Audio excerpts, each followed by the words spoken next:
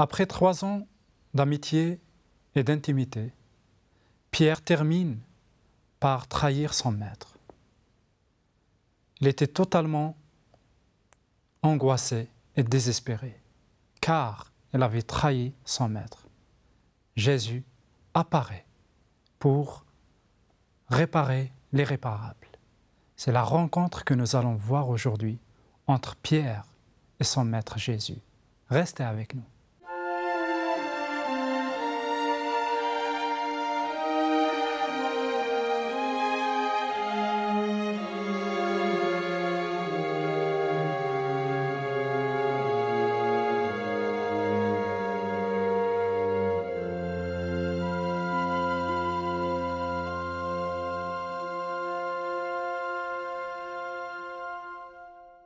Bienvenue pour une nouvelle émission dans Rencontre avec le Christ. Nous allons continuer avec le pasteur Pierre Péchou, notre série de rencontres. Nous avons vu déjà auparavant 2 rencontres qui ont lieu entre Jésus et Pierre.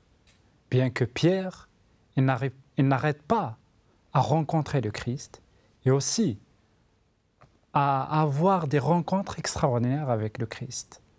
Aujourd'hui, nous allons voir une rencontre qui a eu lieu après la résurrection de Jésus. Pierre avait besoin d'une telle rencontre pour son ministère. Bonjour et bienvenue Pierre. Bonjour Anafi. À nouveau, je suis très heureux d'être avec toi et avec nos auditeurs qui nous écoutent. Alors, je pense que tu en as pas mal de rencontres entre Pierre et Jésus. C'est intéressant que tu le notes parce que dans notre vie, nous tous, on peut peut-être parfois, j'ai envie de dire, faire des efforts avec quelqu'un, partager quelque chose avec lui, mais si on n'a pas de retour ou si ça ne se passe pas comme on veut, est-ce qu'on va faire une 2e rencontre, une 3e rencontre? Et si la personne nous trahit, est-ce qu'on va quand même recontinuer, retourner vers cette personne? C'est exactement ce que Jésus fait avec Pierre. Ces 3 ans dont tu as parlé, en fait, il désigne le temps du ministère public de Jésus.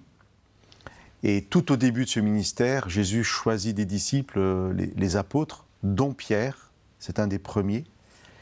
Et ces 3 ans, j'ai bien aimé quand tu as parlé d'intimité, de complicité, 3 ans d'enseignement, 3 ans de démonstration de qui il est. Ils étaient vraiment proches. Et donc il y a plein de rencontres pendant ces 3 années. Et au final, Jésus, dans les derniers jours, avant sa mort sur la croix, annonce aux disciples qu'il va mourir. Pierre dit « Non, moi je ne te trahirai jamais ». Parce que Jésus a dit aussi « Je vais mourir, mais vous allez m'abandonner ». Il a dit « Je vais mourir avec toi, je suis prêt à aller même mourir avec toi ». Exactement, tout à fait. Et Jésus va lui dire « Avant que le coq ne chante 2 fois, tu m'auras renié 3 fois ». Et dans la cour, alors que Jésus est en train d'être jugé, nous sommes ici le vendredi après-midi. Jésus est en train d'être jugé par les différents responsables religieux et politiques de l'époque.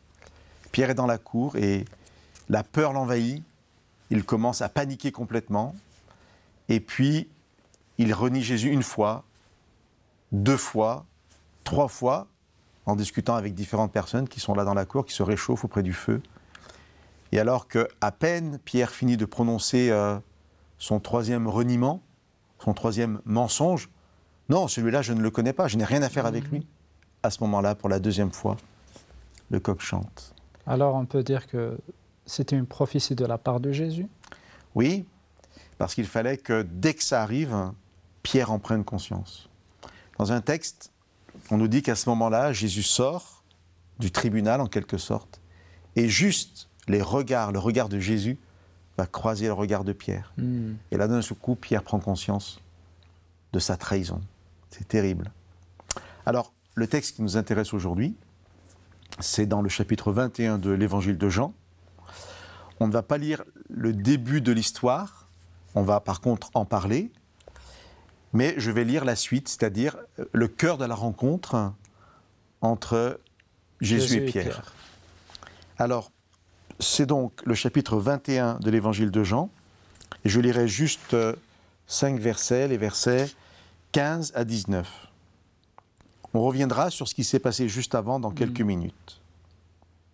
Après qu'ils eurent déjeuné, Jésus dit à Simon-Pierre, « Simon, fils de Jean, m'aimes-tu plus que ceux-ci » Il lui répondit, « Oui, Seigneur, tu sais bien, toi, que je suis ton ami. » Jésus lui dit, « Prends soin de mes agneaux. » Il lui dit une deuxième fois, « Simon, fils de Jean, m'aimes-tu » Pierre lui répondit, « Oui, Seigneur, tu sais bien, toi, que je suis ton ami. » Jésus lui dit, « Sois le berger de mes moutons. » Il lui dit pour la troisième fois, « Simon, fils de Jean, es-tu mon ami » Pierre fut attristé de ce qu'il lui avait dit pour la troisième fois, « Es-tu mon ami » Il lui répondit, « Seigneur, toi tu sais tout, tu sais bien, toi, que je suis ton ami. » Jésus lui dit, « Prends soin de mes moutons.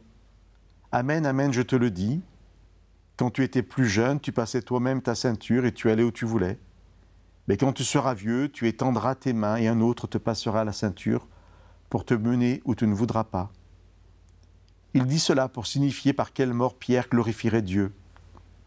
Après avoir ainsi parlé, il lui dit, « Suis-moi. » On voit comment Jésus insiste sur le fait que Pierre m'aimes-tu.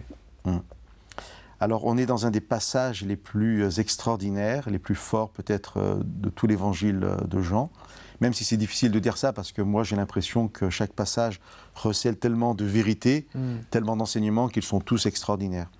Mais quand même ce passage-là a une particularité par la répétition et puis par la force des paroles de Jésus, et puis c'est très court, m'aimes-tu.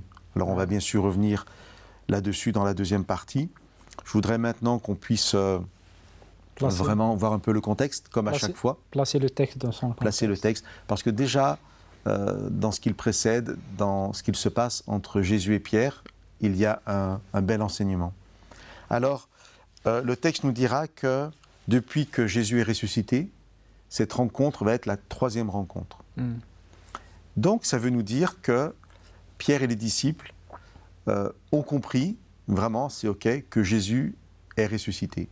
Jésus est ressuscité un dimanche, et le dimanche dans la journée, alors que les disciples ont peur, ils ne comprennent pas pourquoi Jésus est mort, ils ne savent pas encore qu'il est ressuscité, ils sont ensemble dans une maison fermée à clé, et pourtant Jésus va apparaître au milieu d'eux, et là les disciples vont être tellement contents, parce que Jésus est ressuscité.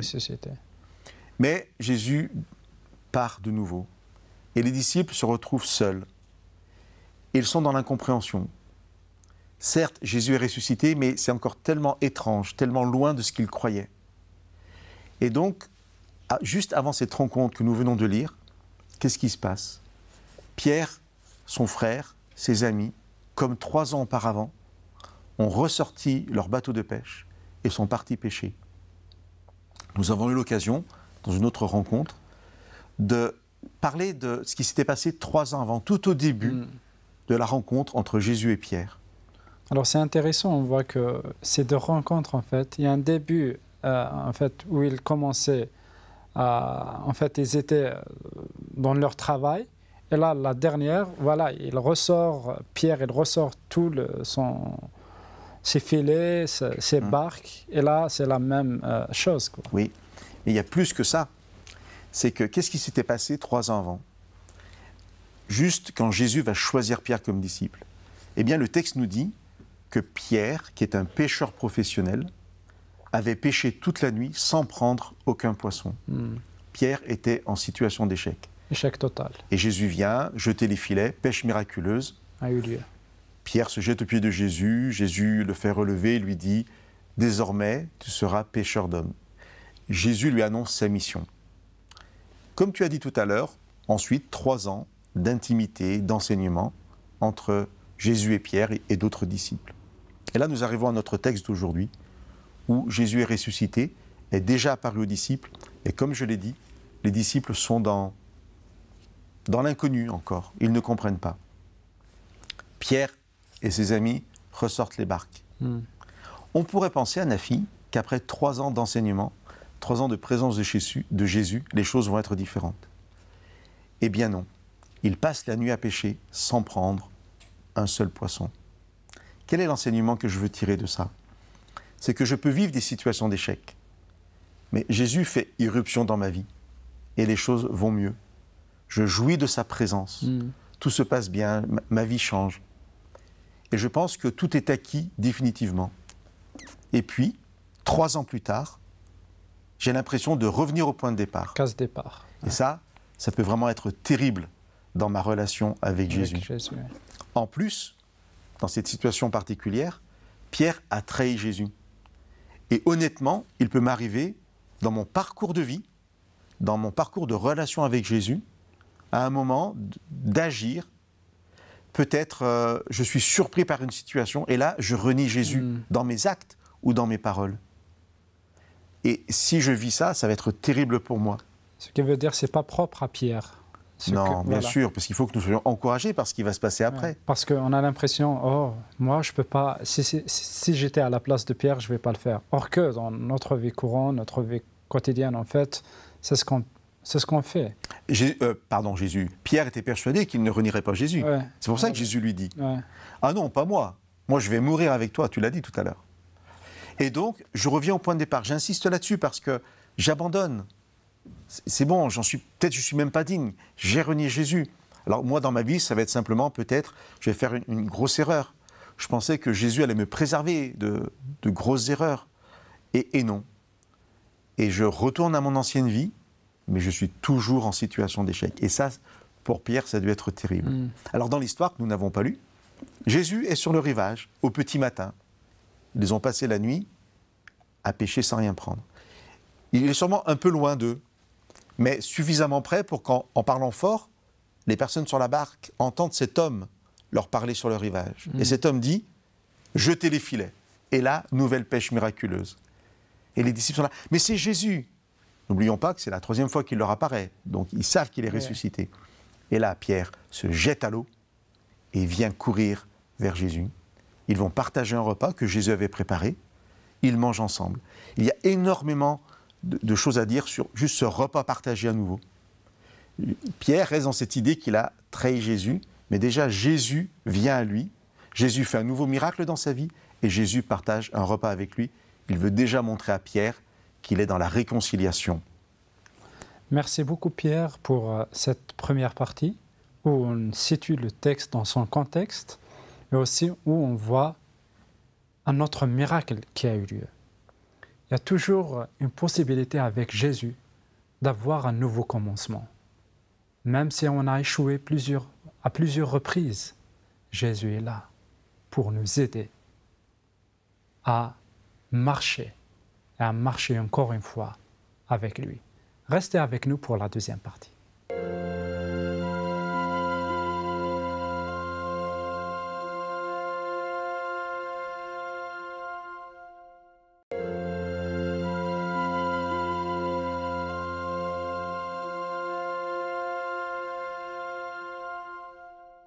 Bienvenue pour la deuxième partie de notre rencontre entre Jésus et Pierre. Dans notre première partie, on a vu comment, en fait, Pierre a repris son travail. Il a repris son travail après 3 années avec Jésus, mais avec un échec. Jésus vient pour un nouveau commencement. Et on a dit toujours, il y a des nouveaux commencements dans notre vie. Bienvenue Pierre pour cette nouvelle partie Merci Anafi. De notre émission. Alors, qu'est-ce que tu nous as ramené pour cette deuxième partie? Bien, il faut que maintenant on soit dans le cœur de la rencontre de Jésus avec Pierre. Mais situation d'échec, donc, tu nous l'as rappelé, et aussi le fait que Pierre se sent très mal parce qu'il a renié Jésus. Je trouvais intéressant, pour introduire cette deuxième partie, de lire un autre passage qui se trouve dans l'évangile de Luc, et ce que Jésus a dit à Pierre avant de mourir sur la croix, puisqu'il lui avait annoncé qu'il allait le renier. Mais avant de lui dire ça, il lui dit quelque chose d'absolument extraordinaire. Et j'espère vraiment que Pierre avait gardé ça dans son cœur quand il était sur la barque, qu'il avait pêché toute la nuit sans prendre de poisson, qu'il gardait ça dans son cœur au moment même où il avait pris conscience qu'il avait renié Jésus. Alors je lis le texte dans l'évangile de Luc, au chapitre 22. Jésus parle à Pierre. Pierre s'appelle aussi Simon. On a Simon, on a Pierre, on a Simon-Pierre. Ça dépend des passages. Luc chapitre 22, verset 31. Jésus dit, « Simon, Simon, le Satan vous a réclamé pour vous passer au crible comme le blé. Mais j'ai prié pour toi, afin que ta foi ne disparaisse pas tout à fait. Et toi, quand tu seras revenu, affermis tes frères. » Pierre lui dit, « Seigneur, je suis prêt à aller avec toi, et en prison, et à la mort. » Il lui répondit, « Pierre, je te le dis, un coq ne chantera pas aujourd'hui que tu n'aies nié par 3 fois me connaître. » Donc tu nous avais rappelé, Anafi, qu'il était prêt à aller à la mort. Ce qui m'intéresse dans ce passage, c'est ce que Jésus dit avant. Il lui annonce quelque chose d'extraordinaire. « J'ai prié pour toi quand tu seras revenu. » C'est très très important en fait. Il n'a pas seulement prédit le rayonnement, mais aussi le retour vers Jésus. C'est ça, c'est quel encouragement incroyable. Si Pierre peut s'en souvenir, Jésus lui dit, « Je sais très bien ce que tu vas faire. Tu ne me le crois pas, parce que toi tu crois que tu peux mourir avec moi. Mais je sais très bien que tu vas me renier. Mais regarde, j'ai prié pour toi. Ouais, et quand tu seras revenu. » Et en fait, ce verbe, on peut aussi le traduire quand tu seras converti. Quand tu auras pris pleinement conscience de qui je suis, affermis tes frères. Tout de suite, je te replace dans la mission. Alors, on va revenir à notre texte d'aujourd'hui, de Jean 21, mais c'est tellement beau, c'est tellement fort, parce que moi, aujourd'hui, je ne sais pas ce qui va arriver dans la suite de la journée. J'espère, mais vraiment, que je ne vais pas renier Jésus. Mais qu'est-ce que me dit ce texte de Luc 22 ? C'est que aujourd'hui, quand c'est le matin de la nouvelle journée, je sais que Jésus a déjà prié pour moi et que si par malheur je vais ailleurs, Jésus me dit, « Pierre, j'ai prié pour toi, quand tu seras revenu, je serai là. Je serai là pour toi. » C'est extraordinaire. Est-ce que Jésus a prié pour tout le monde ou est-ce que Jésus prie pour tout le monde ou c'est juste pour Pierre ici? Pour tout le monde, bien sûr. Ces textes dans la Bible, parce que c'est la Bible, parce que c'est la parole de Dieu, ces textes deviennent universels. Ils sont actualisés à chaque fois que quelqu'un le lit. Alors ceux qui nous écoutent aujourd'hui, ils doivent avoir cette assurance que même s'ils tombent, Jésus en fait sait qu'ils vont tomber, mais aussi il a ce désir de les voir revenir vers lui. Il n'attend que ça. Et ce texte est valable pour les gens qui nous écoutent aujourd'hui. Il était valable il y a 300 ans pour un Chinois, s'il avait eu accès à cette parole. Ces promesses sont écrites pour nous. C'est la valeur de la parole de Dieu. Elle est universelle et elle est intemporelle. Ça veut dire qu'elle est valable pour tout le monde, où qu'il soit, et à tout temps, à toutes les époques. Donc c'est très encourageant pour nous. Et je vais dire quelque chose de très important. Quand nous nous réveillons le matin, nous pouvons être sûrs d'une chose, Jésus a prié pour nous. Amen. Ouais. Alors, je reviens à Jean 21. Si je suis malade, j'ai besoin d'un médicament. Si c'est Dieu qui me donne ce médicament, je suis sûr et certain que c'est le bon. Souvent... Il ne se trompe pas, en fait. Jamais, c'est pas possible, c'est Dieu. Souvent, les gens malades viennent vers Jésus. Jésus ne donne pas un médicament à aller acheter à la pharmacie. Jésus pose une main, dit une parole, fait une prière. Peu importe ce que Jésus fait, parce que c'est toujours la chose qui guérit, la chose qui purifie, la chose qui libère. Dieu est le grand médecin qui ne se trompe jamais. Mais ici, nous avons un malade très grave, ou quelqu'un qui est gravement malade.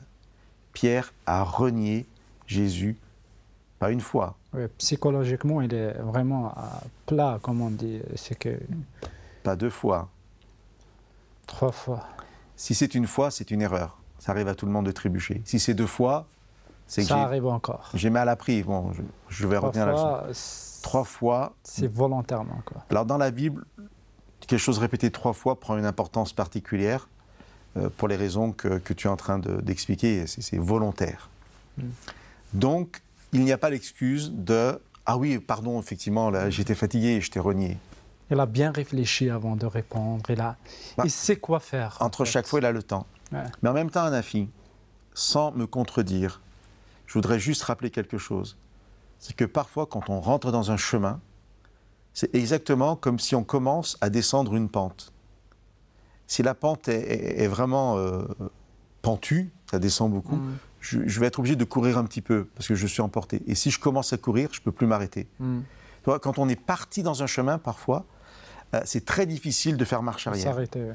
Et j'aime bien cette image parce que à la décharge presque de Pierre, c'est qu'il est rentré dans un chemin de mensonge, de renier Jésus. Ça fonctionne, ça a fonctionné une deuxième fois. Et je continue et je continue. Mais à un moment, gare à l'arrivée, gare à la chute. Et là, le coq chante, Jésus sort, je l'ai dit tout à l'heure, il croise le regard de Pierre et là, Pierre prend conscience de ce qu'il a fait. 3 fois. Donc, j'en suis au remède. Il y a eu la pêche miraculeuse, Pierre a reconnu Jésus, il est tellement joyeux qu'il saute de la barque, il court vers Jésus, il partage le repas. Mais en réalité, c'est qu'il y a toujours quelque chose qui cache dans son cœur. Voilà. Et c'est exactement ça, Nafi. J'aimerais vraiment savoir comment, pendant le repas partagé, dans quel état était Pierre. Et puis là, Jésus regarde Pierre. Où il fait semblant, c'est comme si... Là, Jésus regarde Pierre et commence à lui parler. Et là, Jésus va donner le médicament. C'est d'une simplicité et d'une puissance absolument extraordinaire. C'est profond aussi. Très profond. Pierre a renié Jésus 3 fois. Jésus va demander 3 fois à Pierre, « Est-ce que tu m'aimes ?» C'est important de relier ces deux chiffres. Voilà. C'est vraiment, oui, c'est vraiment Parce que important, parfois on se demande pourquoi il lui demande 3 fois. Est-ce que tu m'aimes? Est-ce que tu m'aimes? Est-ce que tu m'aimes? Même la 3e fois, Pierre, voilà, il était un peu triste le fait, oh, tu me crois pas? Mais en réalité, là, on voit qu'il y a un lien entre l'erreur et la réparation. Et c'est vraiment ça, hein, c'est que Pierre a chuté une fois, Pierre a renié Jésus une fois, Pierre a menti une fois. Ce que Jésus veut savoir pour cette première fois, est-ce que tu m'aimes? Tu es libre de répondre oui ou non. Est-ce que tu m'aimes? Toi, tu le sais. C'est ce que dit Pierre. Ok. Mais tu m'as renié une 2e fois, Pierre. Est-ce que tu m'aimes? C'est dur pour Pierre, hein? Il devait être triste. Oui, toi, tu le sais, Jésus, je t'aime. Mais Pierre a renié Jésus 3 fois. Et pour la 3e fois, Jésus lui dit, « Est-ce que tu m'aimes ?» Ça veut dire quoi? Ça veut dire que par 3 fois, en reniant Jésus, Pierre a éjecté Jésus de sa vie. Il a dit, « Jésus, tu n'existes plus dans ma vie. » C'est ça en fait. Hein? Tu es hors de ma vie. Et quand Jésus lui demande, « Est-ce que tu m'aimes ?» c'est Jésus dit, voilà, la seule façon de rétablir la situation, de me faire revenir dans ta vie, c'est de me dire que tu m'aimes. Parce que si tu dis que tu es mon ami, que toi tu te positionnes, oui, je veux Jésus dans ma vie, j'aime Dieu, j'aime Jésus, il est dans ma vie, il est mon ami, il est mon ami, alors là Jésus va revenir. Il a juste besoin de savoir ça. Ouais. C'est extraordinaire. Ouais, ça peut nous paraître simple, mais méfions-nous des choses simples, c'est les plus efficaces. Et c'est ce que Dieu ne nous demandera pas des choses compliquées parce qu'il sait que nous sommes fragiles, il sait que nous sommes pécheurs, il sait que nous avons des difficultés, il sait que le monde dans lequel nous vivons est compliqué. C'est quoi le message pour aujourd'hui, pour nous? Vous n'avez qu'une chose à vous demander, vous n'avez qu'une chose à entendre de la part de Jésus. Jésus vous dit, Jésus nous dit, est-ce que vous m'aimez? Est-ce que vous avez envie de passer du temps avec moi? Est-ce que vous avez envie de rétablir cette relation, même si vous m'avez mis hors de votre vie? Et pourtant, Jésus n'a pas dit à Pierre, pourquoi tu avais fait ça? Voilà, exactement. Là est la puissance. Plus tard, après, Pierre aura du temps encore avec Jésus. Et moi, le point de départ, c'est, attends, tu veux continuer à ce que je sois... Est-ce que tu veux encore que je sois présent dans ta vie? Il n'y a qu'une question. Est-ce que tu m'aimes? Et l'invitation qui est faite à tous ceux qui nous écoutent, à nos amis aujourd'hui, c'est de façon très solennelle de prendre du temps seul dans un endroit, peut-être d'aller dans sa chambre, je ne sais pas où, moi, au milieu du champ, et de dire juste, voilà, ma vie, elle a été ce qu'elle a été. J'ai fait des erreurs. Je t'ai peut-être renié. Mais voilà, Seigneur, je t'aime. Et être assuré que si on partage, on dit à Dieu qu'on l'aime, tout de suite, Dieu va nous ouvrir la porte de sa présence. Enfin, il va nous accepter dans sa vie. Merci beaucoup Pierre pour ces explications et aussi ces enseignements qui sont riches. Jésus veut que tu sois son ami. Même si un jour tu tombes, même si un jour tu le renies, il ne veut pas perdre son amitié avec toi. Parce qu'il veut toujours qu'il soit un ami. Il veut toujours avoir une relation d'amitié avec toi. J'espère que tu vas aimer Jésus dans ta vie. À très très bientôt.